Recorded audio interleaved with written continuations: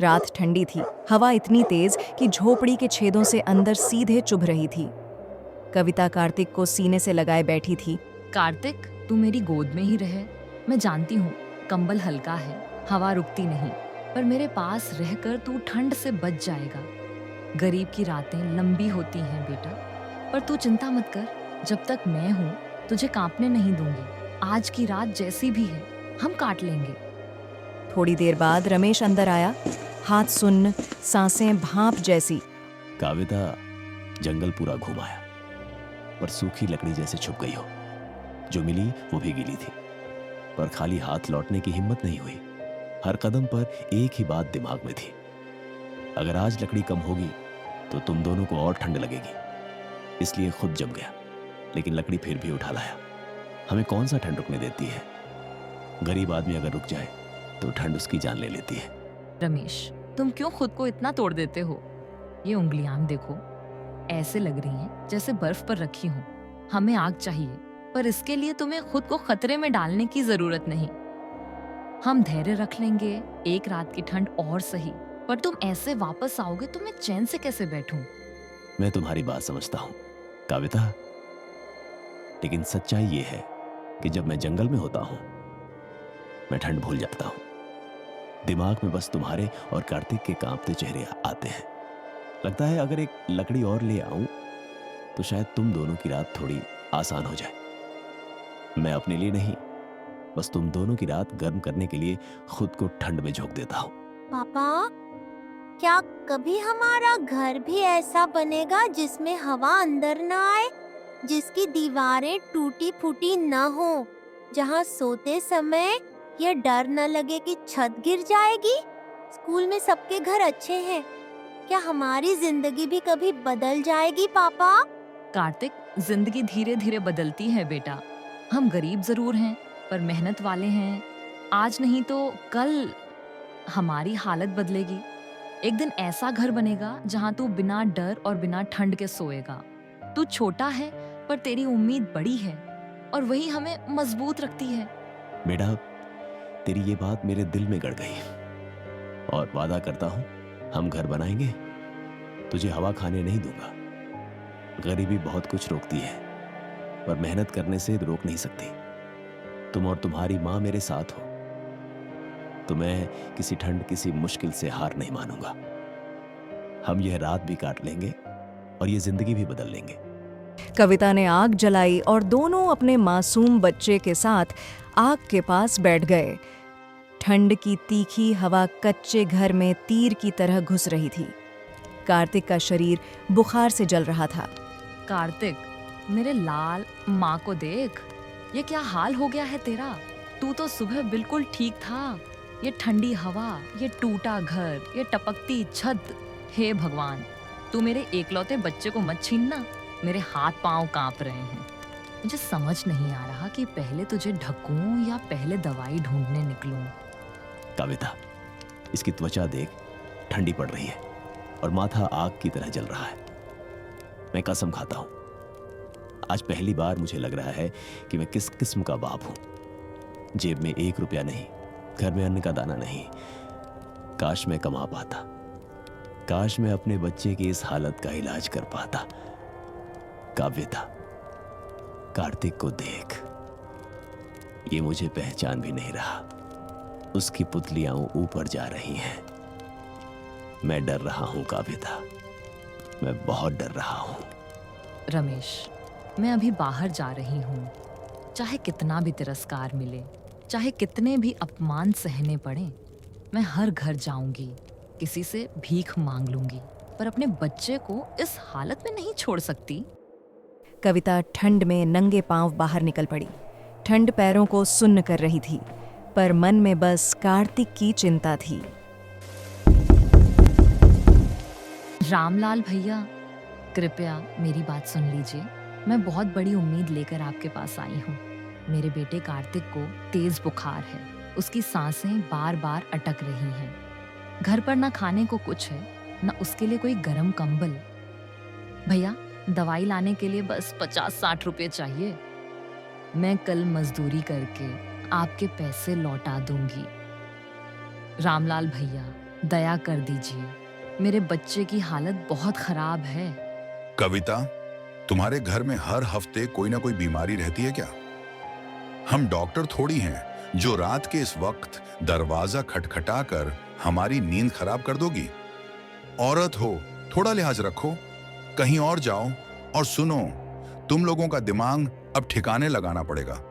हिम्मत कैसे हुई मेरे घर तक कदम रखने की? कल तुम्हें बताऊंगा, ऐसा सबक मिलेगा कि उम्र भर याद रखोगी।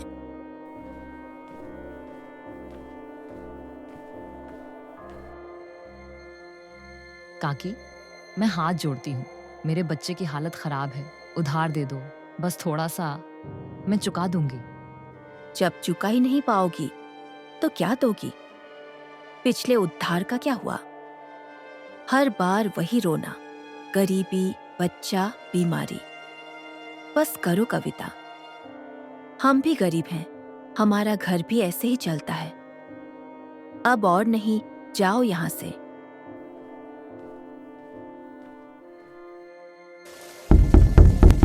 कमला भाभी, मदद कीजिए, आखिरी उम्मीद लेकर आपके दरवाजे पर आई हूँ।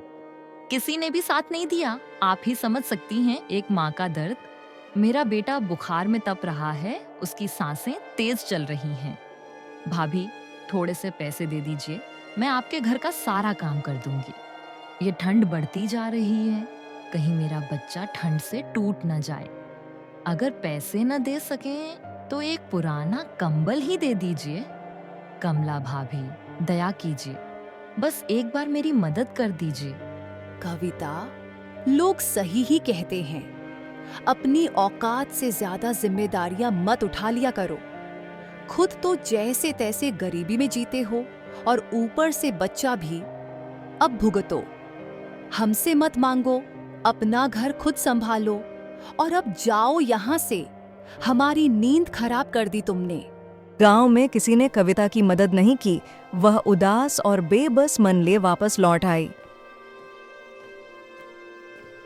रमेश, गांव में किसी ने हमारी मदद नहीं की। हर दरवाजे पर गई, हर घर में उम्मीद लेकर पहुंची, लेकिन सबने बहाने बना दिए, मुंह फेर लिया।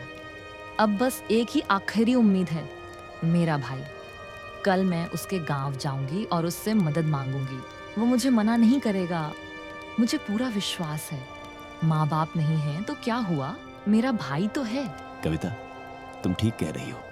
मैं भी कल शहर जाऊंगा, कोई भी काम मिलेगा कर लूंगा। गांव में तो कोई काम देता ही नहीं। बड़े साहूकार लोग छोटी छोटी बात पर धक्का देकर निकाल देते हैं।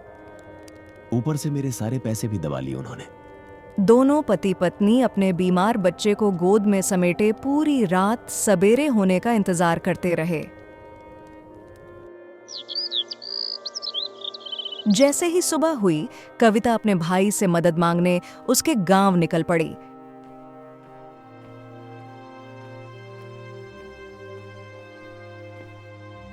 भैया, दरवाजा खोलो, मैं हूँ कविता, मेरा कार्तिक बहुत बीमार है, मुझे थोड़ी मदद चाहिए। कविता, इस वक्त अब क्या हुआ? हर बार बस मुसीबत ही लेकर आती हो तुम। कभी खुद संभलने की कोशिश करो। पति कोई ढंग का काम करता नहीं और तुम लोग हर बार दूसरों पर बोझ बन जाते हो। कब तक ऐसे ही चलेगा? भैया, मैं बोझ नहीं बनना चाहती, पर बच्चा मर रहा है, उसकी सांसें कमजोर हो रही हैं, उसकी आंखें पलट रही हैं। बस 100-200 रुपए दे दो, मैं हाथ जोड़ती हूँ, मैं लौटा दूंगी। नहीं कविता, मेरी अपनी जिम्मेदारियां हैं, समझी? तुम पहली बार आई हो तो क्या मैं क्यों डालूं पैसा तुम्हारे घर में? लोग क्या कहेंगे कि अपनी बहन के टूटे फूटे घर का खर्चा मैं ही उठा रहा हूं। तुम्हारा पति तो है ही निकम्मा, ना कमाई ना जिम्मेदारी। मैं क्यों किसी और की गलती का बोझ उठाऊं? तुम लोग अपनी हालत खुद संभालो। जाओ कविता, मैं कोई मदद नहीं कर सकता, अब कभी नहीं। और हाँ कविता, रोज रोज रोकर हमारे घर मत आ जाया करो, हमें भी शर्म आती है। अपने घर के मसले खुद हल करो, हर बार दूसरों के दरवाजे पर मत गिरा करो। भैया, भाभी ने मुझे ये सब बातें सुनाई और मुझे इसका बुरा नहीं लगा, क्योंकि वो मेरी अपनी नहीं थी, मेरी सगी नहीं थी। लेकिन तेरी बातें तीर की तरह चुभ गई मेरे दिल को। और हाँ भैया, मैं माफी चाहती हूँ जो मैं तुझसे मदद मांगने यहाँ तक चली आई। माफ करना भैया। भैया की बेरुखी ने कविता का दिल तोड़ दिया था। अकेली और बेबस वह मंदिर के पास बैठ गई। आंसू रुक ही नहीं रहे थे। तभी कुछ औरतें गुजरीं। बिना कुछ कहे उन्होंने उसके सामने थोड़ा आटा और सब्जियां रख दीं। क्या हुआ कविता, उदास क्यों हो? क्या भैया ने मदद की? रमेश, कोई अपना नहीं होता। मेरे भाई ने तो मुझसे सवाल जवाब करते हुए साफ इनकार कर दिया। ऊपर से भाभी ने तो मुझे ताने मारकर घर से निकाल दिया। इसके बाद मैं मंदिर के बाहर बैठ गई। तभी कुछ लोगों ने मुझे भिखारी समझकर चावल सब्जी दे दी। भगवान का शुक्र है, कम से कम 4 से 5 दिन हमें भूखा नहीं सोना पड़ेगा इस ठंड में। कविता, हिम्मत मत हारो। तुम्हारा पति जिंदा है। मैं सब बर्दाश्त कर रहा हूं। तुम बस कार्तिक का ध्यान रखना। मेरी चिंता मत करना। मैं जल्दी लौटूंगा, काम भी मांग लूंगा और हमारे कार्तिक के लिए दवाई भी लाऊंगा। तुम चिंता मत करो। रमेश रास्ते पे निकल पड़ा। ठंडी हवा उसके बदन को काट रही थी, लेकिन उसके कदम रुकने का नाम नहीं ले रहे थे। मन में बस एक आग जल रही थी कि आज उसे किसी भी हाल में काम ढूंढना है। देर रात का अंधेरा उसके साथ साथ चल रहा था, पर उसके पांव ठिठक नहीं रहे थे। हे ऊपर वाले, बस इतना कर दे कि आज कोई छोटा मोटा ही सही काम मिल जाए। कविता की आंखों में डर न झलके, मेरा बच्चा रोकर न सोए। मैं कोई बड़ा आदमी नहीं चाहता बनना। बस इतना दे दे कि 2 वक्त की रोटी और 1 रात की आग बुझने न पाए। अगर आज भी खाली हाथ लौटा तो कविता की वो सूखती आंखें मैं कैसे देखूंगा? मेरे बच्चे की वो टूटी सांसें कैसे सहूंगा? भगवान, आज साथ छोड़ना मत। अरे, ये बदन तो जैसे जवाब दे रहा है, पर नहीं, रुकूंगा नहीं।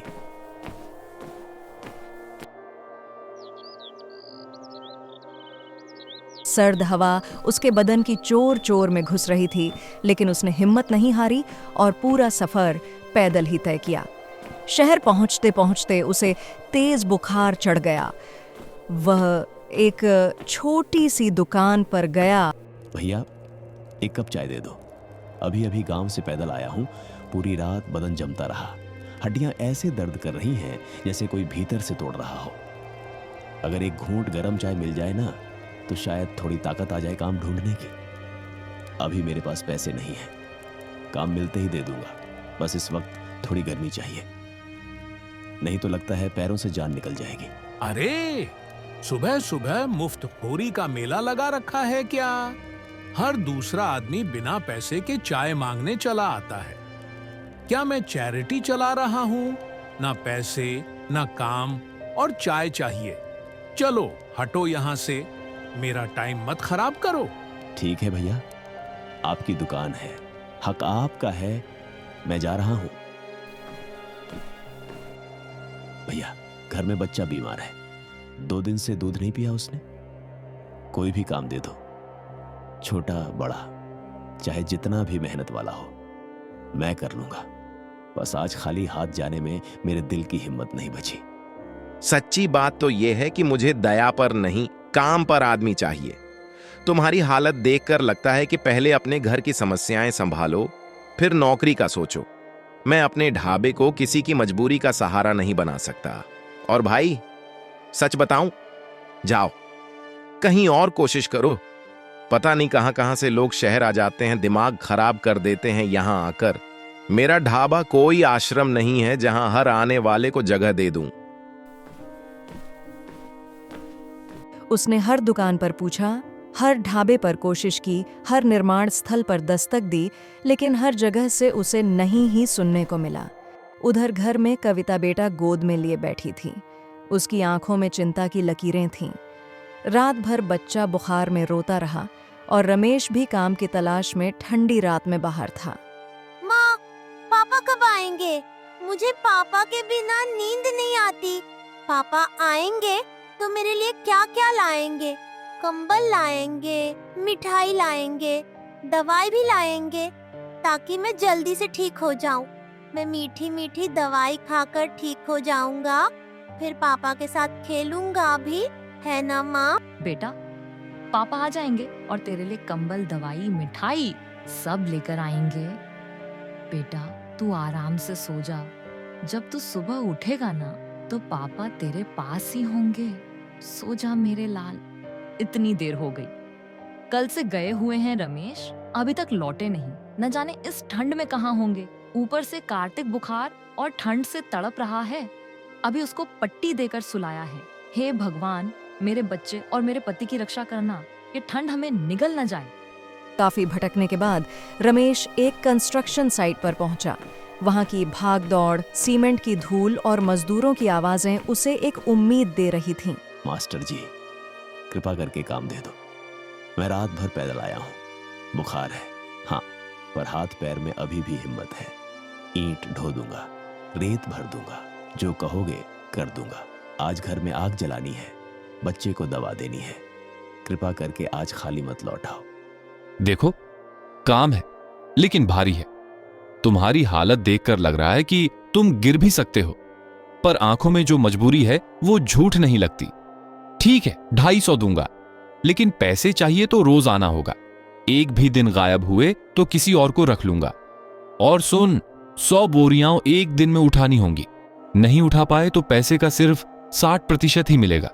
अब बोल, करना है कि नहीं? करूंगा मास्टर, जान लगा दूंगा। काम शुरू होते ही रमेश बोरे उठाने लगा, लेकिन बुखार और ठंड उसकी हिम्मत को हर मिनट कमजोर कर रहे थे। वह कभी दीवार पकड़ लेता, कभी घुटनों पर बैठ जाता। बाकी मजदूर उसकी हालत देख चिंतित थे, पर रमेश नहीं रुका, क्योंकि उसके लिए यह काम सिर्फ मजदूरी नहीं, घर की जिंदगी था। भैया, ये क्या कर रहे हो? बुखार में इतना भारी बोरा उठाओगे तो सच में गिर पड़ोगे। 2 वक्त की रोटी के लिए जान मत दांव पर लगाओ। काम बाद में भी मिल जाएगा, पर जान नहीं मिलेगी। जरा संभल कर। भैया, अगर मैं रुक गया ना तो मेरे बच्चे की सांसें रुक जाएंगी। कविता की आंखों में जो उम्मीद बची है वो भी बुझ जाएगी। इसलिए ये बोरा भारी नहीं, मेरे घर की जिंदगी है। शाम ढलते ढलते रमेश ने उम्मीद से ज्यादा काम कर दिया था। मैनेजर ने उसे पैसे थमाए। रमेश उन पैसों से एक छोटा सा कंबल और दवाई लेकर घर की ओर निकल पड़ा। ठंड अपने चरम पर पहुंच चुकी थी और उसकी हर सांस जैसे बर्फ बनकर फेफड़ों में उतर रही थी। रमेश, तुम्हें पता है मैं कितनी डर गई थी। हर पल लग रहा था कहीं तुम रास्ते में गिर ना पड़े हो। तुम्हारी हालत देखो, कैसे कांप रहे हो। इतना बुखार, इतनी थकान, तुम खुद को क्यों इतना सताते हो? तुम्हारे बिना ये घर, ये बच्चा मैं कैसे संभालूंगी? कविता, आज काम मिल गया, दवाई ले आया हूं। हमारा बच्चा ठीक हो जाएगा। बस तुम रो मत। तुम्हारे आंसू देखकर मेरा दिल और कमजोर हो जाता है। रात बढ़ते ही ठंड भी बढ़ गई। रमेश आग के पास बैठा था, पर छोटी सी लौ उसके हाथ भी नहीं सेंक पा रही थी। बुखार उसकी आंखों के सामने धुंधला पर्दा डाल रहा था। धीरे धीरे रात और भी ठंडी हो गई। रमेश के होंठ नीले पड़ने लगे। कविता, तू सो जा, मुझे कुछ नहीं हुआ, बस थोड़ा बुखार है। इतनी ठंड में काम करूंगा तो होगा ही ना, लेकिन ये बदन, ये कमजोरी, लगता है जैसे कोई अंदर से जान खींच रहा हो। जब बोरे उठाता था ना तो ऐसा लगता था सीना फट जाएगा, फिर भी रुका नहीं, क्योंकि हर बोरे के साथ मेरे मन में बस एक ही बात थी, कविता आज भी बिना दवाई के कैसे बैठी होगी? बच्चा आज क्या खाएगा? कविता, लोग कहते हैं गरीबी इंसान को तोड़ देती है, पर सच ये है कि गरीबी इंसान को रोज रोज मारती है। मैं गिरना नहीं चाहता, पर आज बदन की सुन नहीं पा रहा हूं। थक गया हूं कविता, सच में थक गया हूं। रमेश, तुम्हारी ये हालत देखकर मेरा दिल अंदर से चीख रहा है। तुम कहते हो तुम थक गए, पर सुनो, मैं भी थक गई हूँ। हर रात इस बच्चे की हल्की सी खांसी भी ऐसा डर देती है जैसे आसमान टूट जाएगा। जब तुम दरवाजे से बाहर जाते हो ना तो लगता है मेरी आधी जान तुम्हारे साथ चली जाती है, और आज जब तुम वापस आए तो तुम्हारी आंखों में जो दर्द था, तुम्हारे हाथ जितने ठंडे थे और तुम्हारे कदम जितने लड़खड़ा रहे थे। रमेश, मैं सच कहती हूँ, मेरी सांसें रुक गई थी। ये ठंड से ज्यादा ये गरीबी डराती है। मुझे नहीं पता हम कब तक ऐसे लड़ते रहेंगे, पर ये जान लो जो भी झेलना होगा मैं तुम्हारे साथ झेलूंगी। तुम टूटे तो मैं भी टूट जाऊंगी, इसलिए खुद को मत हारने देना। रात जैसे जैसे बीतती गई, तापमान और गिरने लगा। बर्फीली हवाएं चलने लगीं और हवा झोपड़ी के अंदर तक घुस आने लगी। रमेश, ये क्या हो गया तुम्हें? माथा तो आग की तरह जल रहा है। ठंड बाहर है और तुम अंदर से तप रहे हो। ऐसे में कल तुम कैसे काम करोगे? अगर तुम गिर गए ना तो हमारा घर सच में टूट जाएगा। मैं तुम्हें कुछ नहीं होने दूंगी, समझे तुम? कविता, मैं ठीक हो जाऊंगा। बस दवाई खाने से थोड़ा आराम मिल जाएगा। अगर मैं कल काम पर नहीं गया तो मास्टर नया आदमी रख लेगा। फिर हमारे घर में आग कैसे जलेगी? दवाई कैसे आएगी? कविता, सिर्फ आज की कमाई से हमारा कल चलता है, और मैं रुक गया तो कल ही खत्म हो जाएगा। रमेश, तू यहीं रहा। लकड़ियां खत्म हो रही हैं। मैं बाहर से कुछ लकड़ियां ले आती हूँ। तेरा शरीर ठंड से कांप रहा है। तू बाहर मत निकलना। कविता ठंड में बाहर लकड़ियां लेने निकली। हे भगवान, अगर मेरी तकदीर में दुख ही लिखे थे तो इतना भी न देते कि मैं अपने आदमी और बच्चे का दर्द बांट पाती। क्यों हर रात इनके लिए डर में गुजरती है? रमेश तुमसे कुछ नहीं मांगता, बस मेहनत का फल, और तुमसे इतना भी नहीं बनता कि उसे थोड़ा सुकून दे दो। अगर उसकी सांसें भारी हैं तो मेरी जान भी अटक रही है। मेरे बच्चे का बुखार बढ़ रहा है। मेरे पति का बदन कांप रहा है। कृपया बस थोड़ी रहम दिखा दो। मेरे घर पर ये ठंड थोड़ी हल्की कर दो भगवान।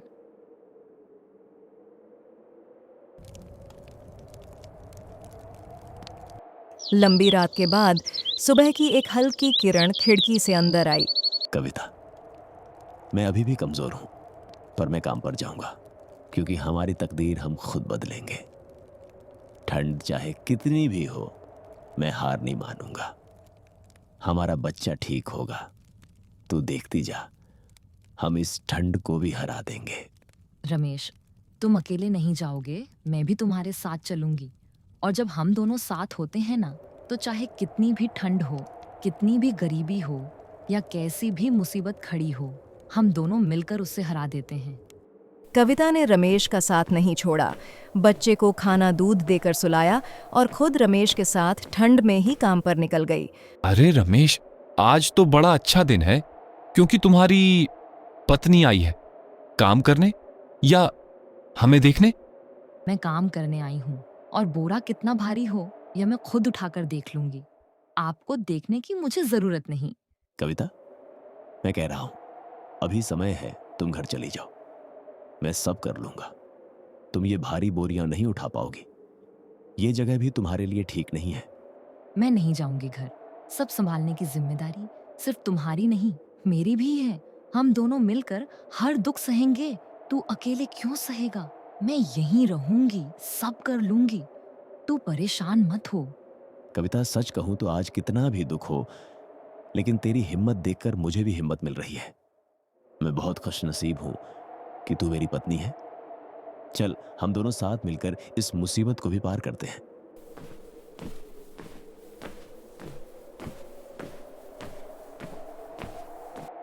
मास्टर दूर से कविता को घूर रहा था, होठों पर गंदी सी मुस्कान लिए।